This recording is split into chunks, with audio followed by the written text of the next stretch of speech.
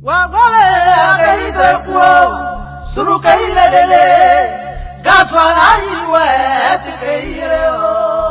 avoir foi en ce qu'on fait. Moi, j'ai une foi en l'Afrique. C'est tout. Et je fais ce qui me semble bon pour l'Afrique. C'est ça que je fais. Le reste, c'est pas important. J'ai dit souvent à mes collaborateurs que celui qui veut être riche, il ne faut pas qu'il vienne faire la politique. Si quelqu'un fait la politique et qu'il devient riche, c'est qu'il est voleur. La politique n'est pas là pour enrichir les gens. En politique, on te donne les moyens pour que tu vives correctement, mais il y a un travail à faire. Si celui qui veut être riche, il fait des affaires. Il ne devient pas professeur, il ne devient pas journaliste, il ne devient pas caméraman, il ne devient pas homme politique. C'est pas des métiers où on devient riche, ça. C'est pas des métiers où on devient riche. Ça, c'est la première leçon que je voulais tirer. La deuxième leçon, c'est que tu peux partir de zéro et tu peux arriver au sommet. Pourvu que tu saches dès le départ où tu veux aller. Et que tu prennes les moyens pour arriver où tu veux arriver. Je me rappelle toujours d'une discussion que j'avais avec mes amis au lycée classique. On était un certain nombre qui voulions devenir président. Chacun dit va devenir président. Et il y en a un qui m'a dit, moi je vais d'abord faire les affaires, parce que sans argent on ne peut pas faire la politique, on ne peut pas devenir président. Et je lui ai dit, moi, c'est parce que je ne vais pas faire les affaires, que je vais être pauvre, que je vais avoir les mains propres et que je vais devenir président. Aujourd'hui, mon ami, il a eu beaucoup d'argent, effectivement. Il a beaucoup d'argent, mais il n'est jamais devenu président. Il n'a jamais même été candidat. Voilà, il n'a jamais été candidat. C'est-à-dire qu'il faut savoir ce que tu veux longtemps à l'avance. C'est-à-dire qu'il ne faut pas découvrir les situations de façon opportuniste. Il faut savoir ce que tu veux être, ce que tu veux faire. Et tu te traces ta ligne de conduite. Donc tout ce que tu fais dans la vie, moi j'ai fait histoire pour devenir président.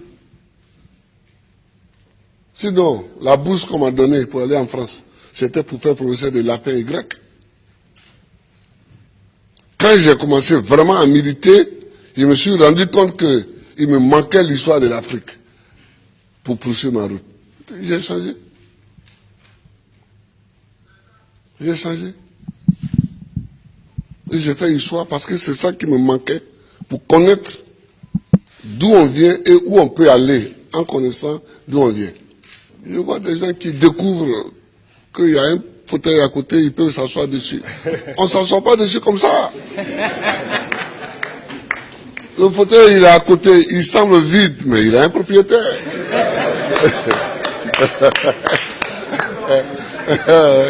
Il a un propriétaire. C'est quand tu veux t'asseoir dessus que tu te rends compte qu'il a un propriétaire. Et le propriétaire, il faut savoir que le propriétaire du fauteuil présidentiel, c'est le peuple. Il faut toujours savoir ça, que c'est le peuple. Tu as beau être ce que tu es, si tu ne sais pas que c'est le peuple, et que tu ne te conduis pas en conséquence, tu ne peux pas t'asseoir dessus. C'est tout ça que moi j'ai envie que les Africains sachent. Et puis, il faut aimer son pays, il faut aimer l'Afrique.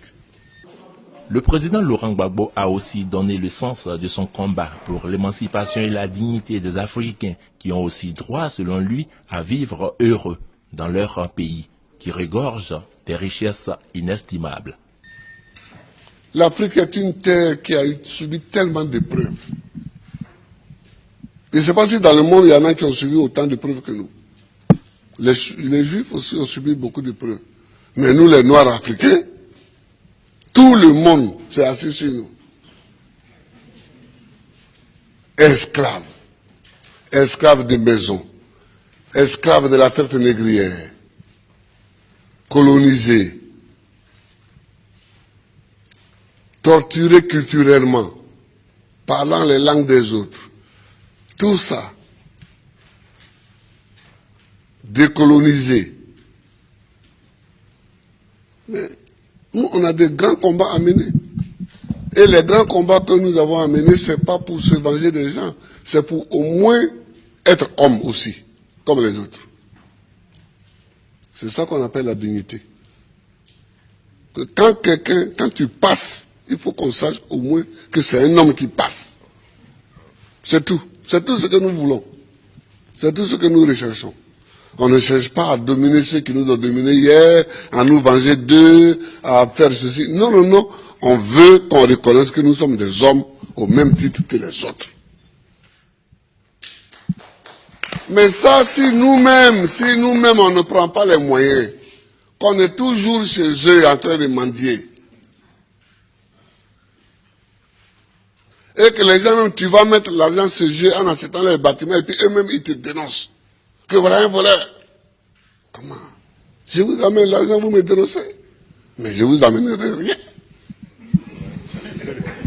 Ah oui, moi quand je vois des chefs d'État africains qui sont dénoncés en Europe,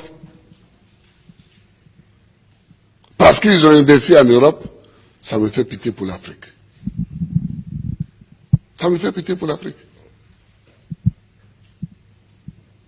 Ça me fait pitié pour l'Afrique. Non, oh, il ne faut pas faire pitié. Il ne faut pas faire pitié. Quand tu passes, il faut qu'on dise que voilà un homme qui passe. C'est tout ce que nous cherchons aujourd'hui, c'est notre combat. Ça. Moi qui suis ici, je ne passe pas les vacances en Europe. Mais est-ce que je ne suis pas président? Je suis président. Si je mets mon pied sur un sol européen, c'est qu'il y a une réunion à laquelle je dois participer pour que la Côte d'Ivoire gagne quelque chose. Sinon, je cherche quoi chez les autres? Je ne cherche pas quelque chose chez les autres. Si Dieu m'a mis au monde ici, c'est que dans mon environnement ici, il y a tout ce qu'il faut pour que je vive. Mon combat, c'est pour la dignité. C'est pour la dignité. C'est pour que nous effacions tous les siècles passés, les traces de tous les siècles passés, les traces de l'esclavage, les traces de la colonisation, les traces du pillage, les traces du travail forcé, les traces de la chicote. C'est pour qu'on efface tout ça.